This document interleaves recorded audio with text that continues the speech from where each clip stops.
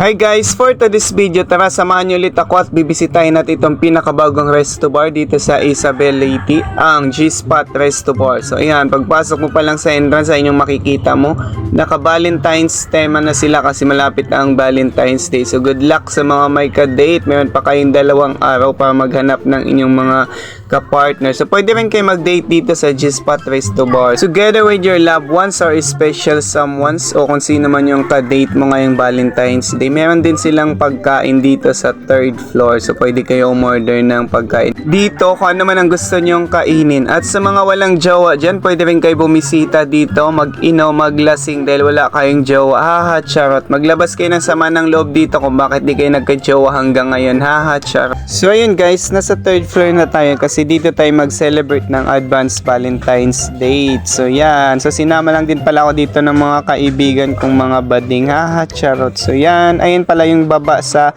Isabel Leyte. So tapat lang po yan ng City Hall at saka yung plaza. So yan. Kahit gabi na dito, sobrang liwanag pa rin at ang ganda tingnan ng environment dito sa Isabel Leyte.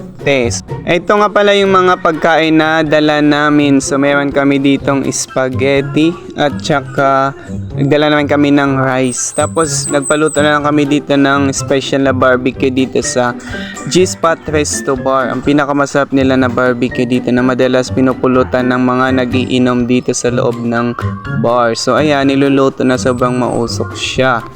At kung mapapansin niyo po sa video na kuha ko, hindi po siya masyadong maliwanag kaya hindi po kita lahat dito kasi yung ilaw is sakto lang po sa ginagamit dito sa resto bar nila. Kaya ayan guys, dahil nakahanda na po yung pagkain namin, so kakain na po kami. Ayan, meron po kami dyan na inihaw na barbecue, tapos may lechon manok at may spaghetti pa, tapos may banana cake na masarap dito sa Isabel Leyte. So sobrang sarap po ng mga pagkain namin dito guys. At dahil dyan, ito na yung pinakahihintay namin ang kumain. So yan, nagsasandok na kami dyan ng kanya-kanya naming pagkain na gusto namin kainin. So una ay yung rice muna, tapos kumuha kami dito ng mga barbecue. Ang pinakamasarap na barbecue dito sa G-Spot Resto Bar. At saka mayroon kami dyan biniling lechon manok sa Andox at may spaghetti pa kami. Tapos yan pala yung mga kasama ko, mga friends ko sila lahat. So in-invite lang din po nila ako kaya sumama na ako kasi alam mo na maroon tayong makisama sa lahat kahit sino. Pagkatapos namin kumain ay bumaba na kami doon sa 2nd floor kasi para magkantahan kami. At ito nga pala yung itsura ng 2nd floor. So meron po ditong video okay at saka mga table sa mga gustong mag-inuman dito. So welcome po kayong lahat dito. So yan po yung counter nila. Marami po kayong makikitang alak. So yan po yung in charge sa counter. Ang pinakamaganda kong kaibigan na nagpipiling maganda. Haha, charot. At yan naman po si Paloma, ang kanyang kasama at yung isang lalaki, yung mga crew niya. Kaya ayan, enjoy lang po tayo dito sa G-Spot Resto Bar. Sa mga di pa nakapunta dito, pumunta na kayo. Located dito sa tapat lang ito ng court ng Isabel Leyte. Malapit lang po sa City Hall Plaza. Tapos yan, makikita nyo na po yan dun sa taas, ang G-Spot Resto Bar. So ayan, so dahil dyan magkakantahan na kami. Ayan pala yung kaibigan ko, busy siya sa mga umu-order sa kanya kasi marami siyang customer ngayon. At yan pala yung mga menu nila, yung mga alak at saka pulutan. So pumili lang po kayo dyan.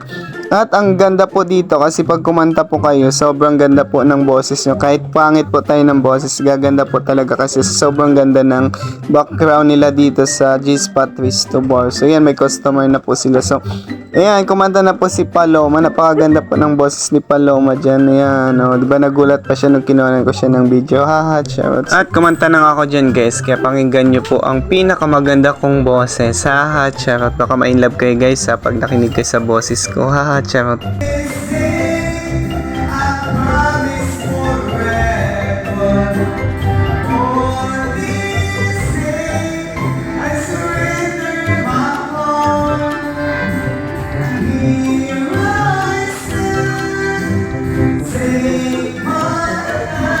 Patigim pa lang yan ng maganda kong boses. Di ko na tinapos kasi baka mas lalo kayong ma-inlove sa akin. Charot, nagot ako sa jowa ko dito. Kaya ayan, nag-group sing kami dito. Nagpapalitan kami sa That's What Friends Are For na kanta. So yan, hanggang dito na lang ang video na to guys. Maraming salamat at huwag kalimutang mag-like and follow sa aming Facebook page na Tembaby ko at mag-subscribe sa aming YouTube channel na Tembaby ko. Maraming salamat, hanggang sa muli. Babush!